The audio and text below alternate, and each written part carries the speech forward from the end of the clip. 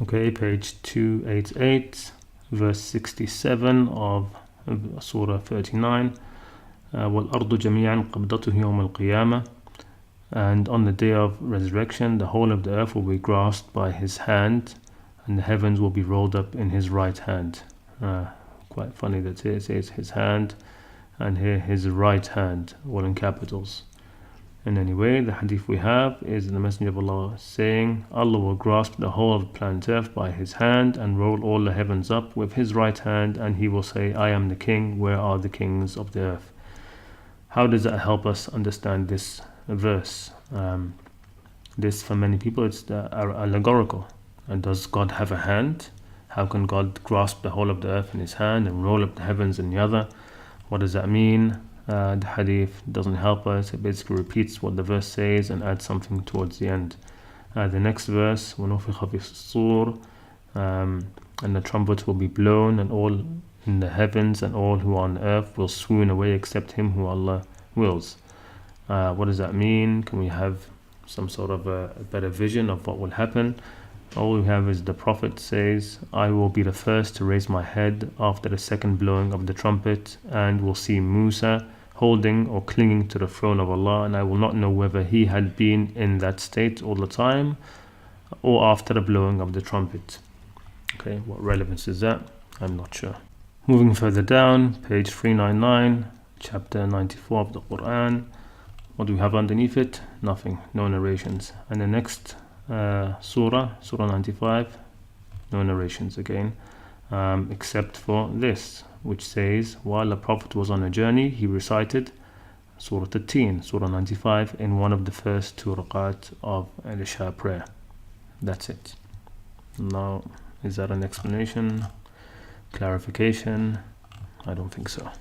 Okay, page 408, Surah 100, Al-Dhariyat, no narrations. Surah 101, no narrations. Surah 102, no narrations except for Ibn Abbas telling us that takathur means piling up money and children.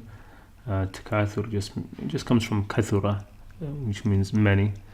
Surah 103, no narrations. Surah 104, again no narrations. Even here, this is not a narration. This is just, it seems to be from Imam Bukhari himself telling us what he thinks these means, all this means.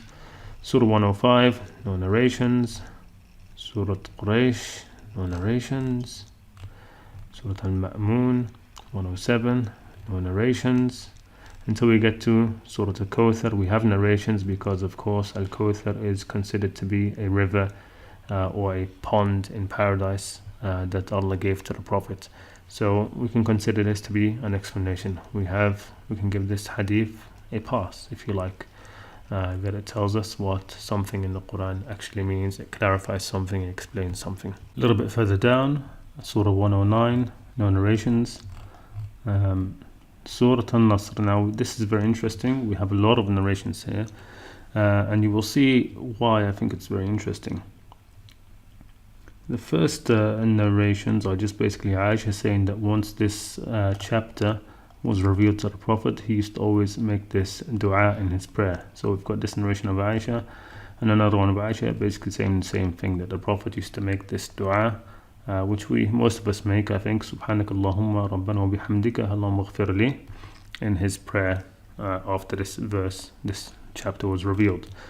But the next narrations are basically Umar ibn al-Khattab asking people about this chapter of the Quran. So he's asking people, and it's Ibn Abbas who gives the answer. So we have this hadith, the longer version, the better version is the one over here. Now look at this. Ibn Abbas says, Umar used to make me sit with the elderly men who had fought in the Battle of Badr. Some of them felt it, they didn't like it, and said to Umar, why do you bring in this boy to sit with us while we have sons like him? And Umar replied, because of what you know of his position. Really, in Arabic it says, because of what you know of where he comes from, which is he's from the family of the Prophet. But because both Bukhari and the Salafis who translated this are both slightly anti-Alawi, anti-Shia, That's how they've translated that. That's because of Ibn Abbas's knowledge, which is true also. In any case, one day Umar called me and he made me sit in the gathering. This is Ibn Abbas saying this. And I think that he called me just to show them, i.e. my religious knowledge. Umar then asked him about this verse. What do you say about the interpretation of the statement of Allah, when there comes the help of Allah to you, O Muhammad, against your enemies, and the conquest? So this verse, this chapter of the Qur'an. And remember, these are the elderly people from the people who fought at Badr, and Umar ibn Khattab himself. So they all start saying what they think it means. Now, if the Prophet had explained this, shouldn't they all just know? Why are they sitting there discussing it? And some of them say this, some of them say something else. In the end, Umar asks me, do you say the same, O Ibn Abbas? And he says no.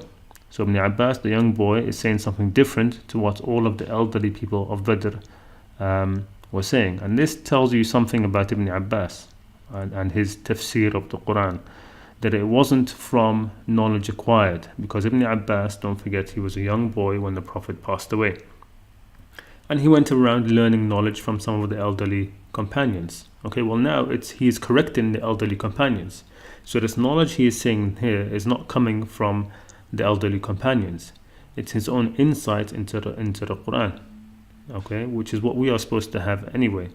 Point is that a lot of people like to equate the Ibn Abbas, his tafsir is from the Prophet.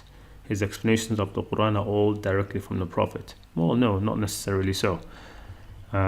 So Ibn Abbas tells them the real explanation of this chapter, which is basically the time limit of the life of the Messenger of Allah. You know, إِذَا جَاءَ نَصْرُ اللَّهِ, when the conquest comes to you, basically after that, you are going to shortly pass away, O Muhammad, because everything has been fulfilled. So that's a very interesting one, where they're all sitting there arguing, debating over something which they should have all had the explanation numerous times from the Messenger of Allah. Well, not numerous times, because it's one of the last chapters of the Quran to be revealed. Nevertheless, the Prophet did not apparently explain it to them. Okay, the last thing I want to show you is the last two chapters of the Qur'an, and it's actually bringing up the controversy of some of the companions who used to believe that the last two surahs of the Qur'an do not belong in the Qur'an, they are not part of the Qur'an. And Imam Bukhari has one hadith here which says, where Ubay ibn Ka'b says he asked the Prophet about them, and I asked the Prophet about them, and he said, these two surahs have been recited to me, i.e. they are part of the Quran. The actual Arabic is very cryptic. In any case, the next narration is all about Ibn Mas'ud, basically. So somebody says, I asked Ubay ibn Ka'b, O Abu al-Munzir, your brother Ibn Mas'ud said so-and-so, i.e. the two Mu'awwidhatain, the last two chapters of the Quran, are not actually part of the Quran. And Ubay says, no, basically the Prophet said they are part of the Quran. The actual Arabic here is doctored by Imam Bukhari. He says, Ibn Mas'ud says, kada wa kada, so-and-so and so-and-so. The original hadith is that Ibn Mas'ud removes these two chapters from the Quran. So again, this is not helping us to gain clarity about the Quran. Reading hadiths about the companions disputing whether certain chapters should be in the Quran or not. That doesn't bring any clarity, and in any case, it's not from the Prophet, which is, the whole point of this series is to show that there are very little hadiths of the Prophet explaining the Quran.